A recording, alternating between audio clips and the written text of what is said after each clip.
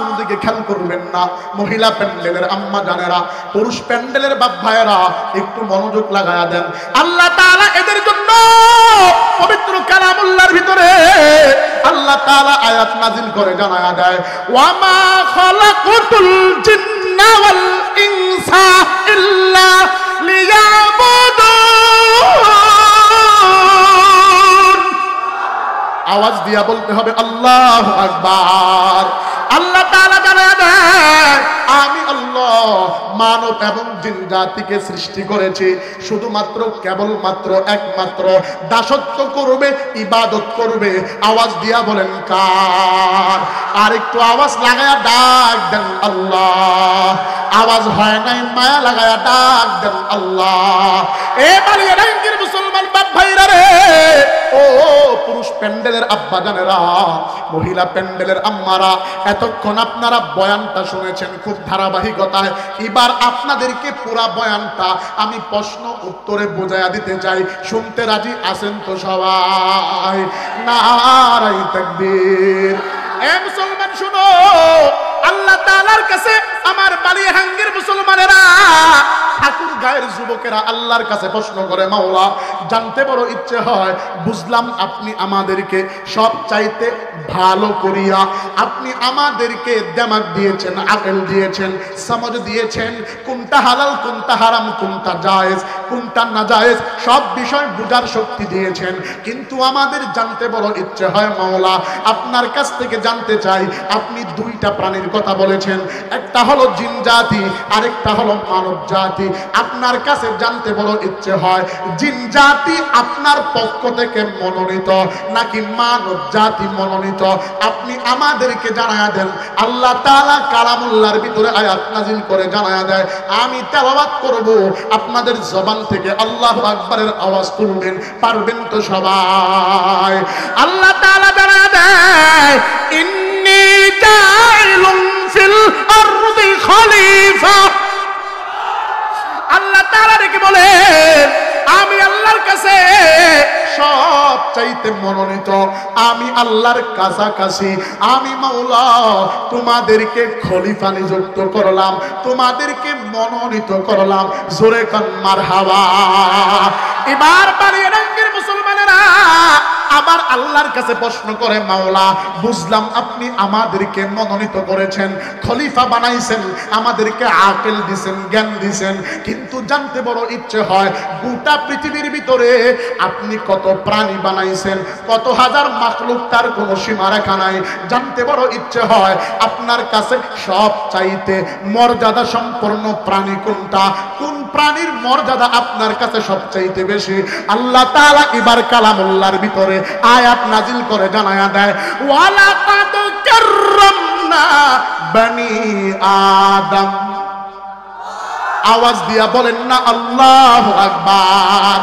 আল্লাহ তাআলা ডেকে বলে, ও বালিয়াডাঙ্গি ঠাকুর গায়ের যুবক, আল্লাহ তাআলা ডাক দিয়া কয়, আমি আল্লাহর কাছে সবচাইতে মর্যাদা সম্পূর্ণ প্রাণী হলো আশরাফুল মাখলুকাত।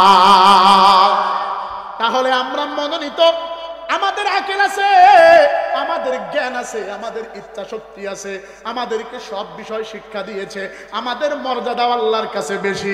এবার বালিয়াডাঙ্গির মুরব্বীরা আল্লাহর কাছে প্রশ্ন করে, মাওলা জানতে বড় ইচ্ছে হয়, আপনার কাছে সব চাইতে সুন্দর প্রাণী কারা? আমরা গত 8 তারিখে সুন্দরবনে প্রোগ্রামে গিয়েছিলাম, সেই মগলা, এরপরে গিয়েছিলাম পানখালি, এরপরে গিয়েছিলাম দাকত থানায়। অনেক কয়টা প্রোগ্রামে যাওয়ার পরে সুন্দরবনটা ঘুরে দেখার সুযোগ হয়েছে।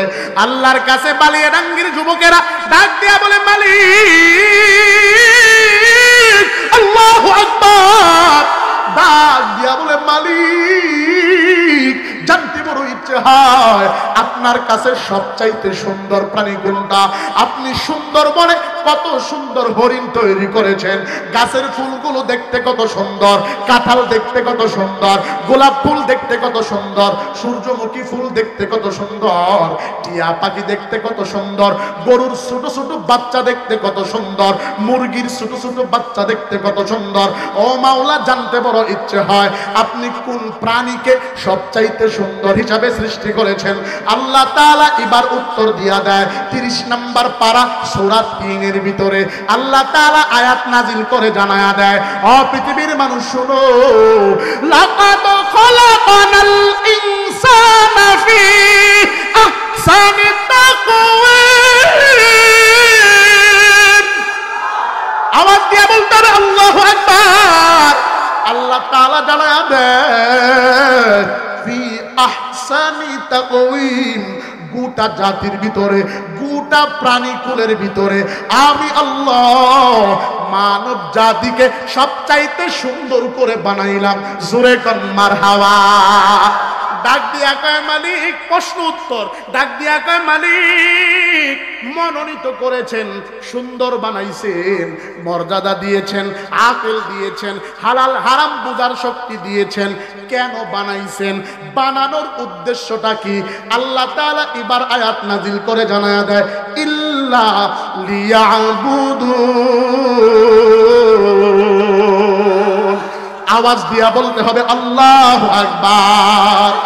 একমাত্র ইবাদত চলবে কার? আজকে আমরা ইবাদত করি কার? আল্লাহর ইবাদতের দিকে আমাদের মনোযোগ নাই। চলবে কি চলবে না? আয়াতটু তরজমা খারাপ লাগতেছে, বলবো কি বলবো না? আজকে মানুষগুলো আল্লাহর ইবাদত করে না, আল্লাহর পায়ে সেজদা লাগায় না, আল্লাহকে আল্লাহ বলে ডাকে না।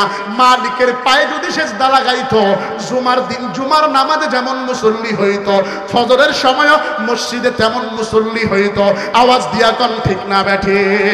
মানুষগুলো দুনিয়ার ঠান্ডার পিছনে ঘুরে রে, কেউ টাকার পিছনে দৌড়ায়, কেউ বাড়ির পিছনে দৌড়ায়, কেউ গাড়ির পিছনে দৌড়ায়। আরেকটা দল আছে তারা নারীর পিছনে দৌড়ায়, আরেকটা দল আছে তারা মাজার খুলিয়া ভণ্ড পীর সেজে মানুষদের টাকা হরণ করার জন্য, টাকা তাদের পকেটে জমা করার জন্য ব্যস্ত হয়ে যায়। আছে না নাই?